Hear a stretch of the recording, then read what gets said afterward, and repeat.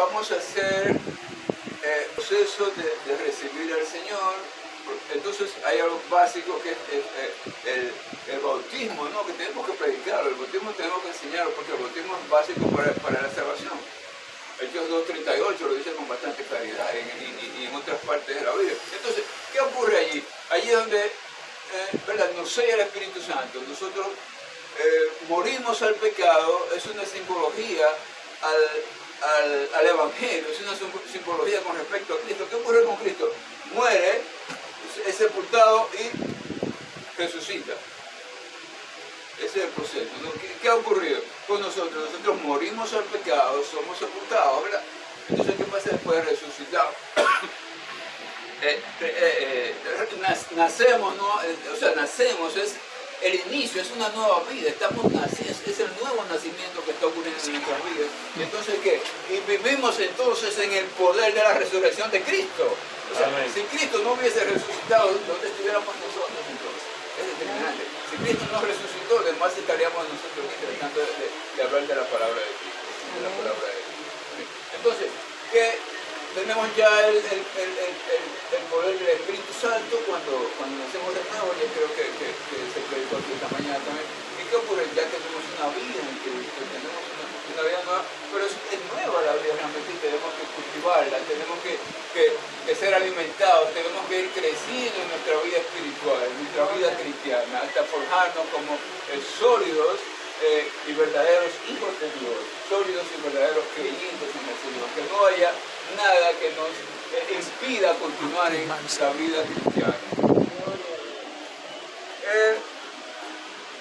Bien, entonces cuando tenemos esta nueva vida, llega un momento en que nosotros también tenemos que recibir, tenemos que seguir recibiendo.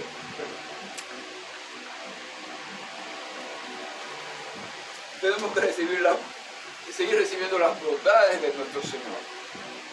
Entonces, hablamos ya del Espíritu Santo, hay el Espíritu Santo, los dones espirituales, ¿verdad? Que son básicos para la vida del cristiano. Cuando recibimos el Espíritu Santo, cuando nacemos de nuevo, ¿qué ocurre en nosotros? También recibimos dones del Espíritu Santo.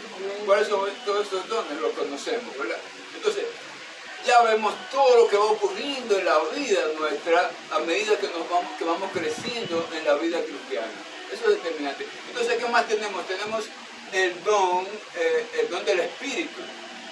Recordemos que el don del Espíritu nace en nosotros también en este momento, porque si el Espíritu Santo va a morar con nosotros, también recibimos el don del Espíritu Santo, recibimos los dones espirituales, etc. Entonces, eso es nuestra vida, ahí es donde vamos a ser definidos como hijos de Dios, como cristianos, definitivamente para continuar el trabajo que el Señor nos ha enviado a hacer. Señores, allí comienza un gran trabajo también, no lo tomemos a la ligera. Ahora, es algo que vamos a hacer y debemos amar este trabajo, debemos amar a Cristo, todo es producto del amor de Cristo en nuestras vidas, debemos hacerlo de todo corazón, debemos servirle a Cristo de la forma que Él nos está dando la vida. ¿Qué más pasa cuando estamos en el proceso? ¿Qué más el Espíritu Santo nos va dando? Después de convencernos del pecado, ¿qué más ocurre? Que el Espíritu Santo entonces pone en nosotros que seamos capaces de ir a la presencia del Señor. ¿Qué es ser capaz de ir a la presencia de Dios? Orar, la oración. El Espíritu Santo nos enseña a orar también. Entonces, ¿qué ocurre? Pero es una oración en el Espíritu. Tenemos que tomarlo bien a fondo esto, porque aquí está la diferencia básica de la oración común a la oración de un cristiano real, ¿no?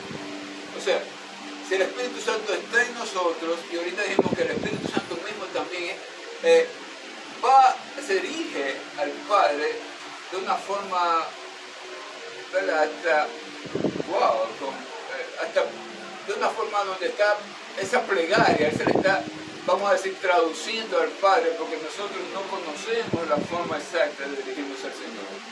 O sea, necesitamos generalmente que a veces que esto que estamos exponiendo delante del Padre llegue conforme a la voluntad del Padre al Padre. Amén. O sea, podemos estar forjando. A veces escuchamos nuestras oraciones, no se escuchan porque no oramos correctamente. Eso es una realidad también. Eso no es mentira. Ahora, ¿qué pasa? Es tan importante la presencia del Espíritu Santo en nuestras vidas que Él se encarga de que esto sea correcto entonces, ¿no? Él pide por nosotros y las oraciones las hacemos, ¿verdad? Y Él nos ayuda a hacer esa oración en el Espíritu. ¿Quién conoce el Espíritu de Dios? ¿Quién conoce a Dios? El Espíritu de Dios. Entonces, si el Espíritu Santo conoce la voluntad del Señor, y nosotros debemos orar conforme a la voluntad del Señor, y el Espíritu Santo es que mora en nosotros para dirigirnos en todos los sentidos, ¿cómo va a llegar esa oración a la presencia del Señor? Conforme a la voluntad de Dios. Entonces, si tenemos una oración conforme a la voluntad de Dios, ¿qué tenemos? Una respuesta. Gloria a Dios. Positiva, nunca va a ser negativa. Amén. Entonces, el Espíritu Santo también nos va enseñando a orar.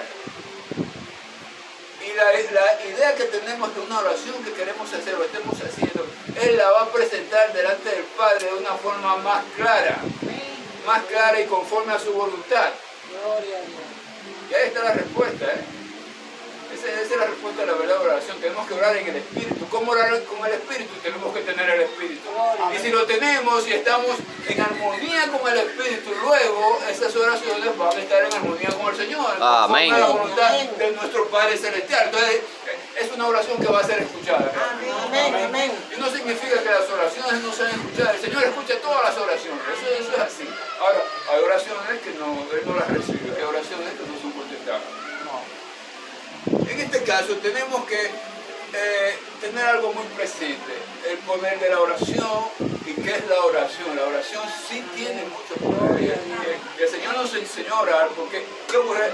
La oración nos lleva a la presencia de Dios y la oración nos mantiene en la presencia del Señor. Gloria a Dios.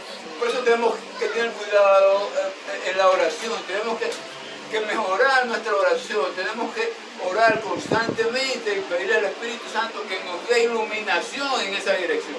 Amén. De cómo orar, ¿verdad? De qué orar. Tenemos la idea, pues bien, póngase allí, órale al Señor y que le pida la dirección del Espíritu Santo. Amén. Así tenemos con más facilidad una respuesta positiva.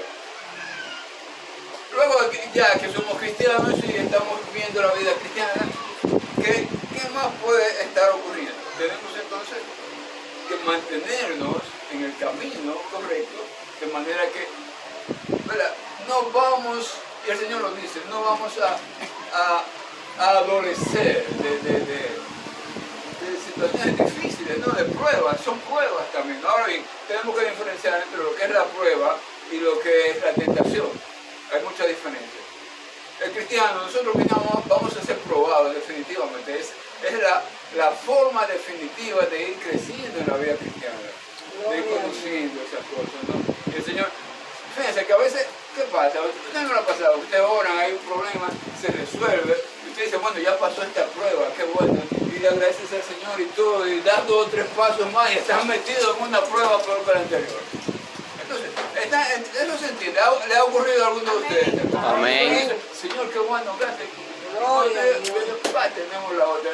Si somos flojos, si no estamos pendientes, si no estamos, ¿verdad?, claros en el Dios que adoramos, si no estamos claros en el conocimiento de la palabra de Dios, entonces nos podemos confundir.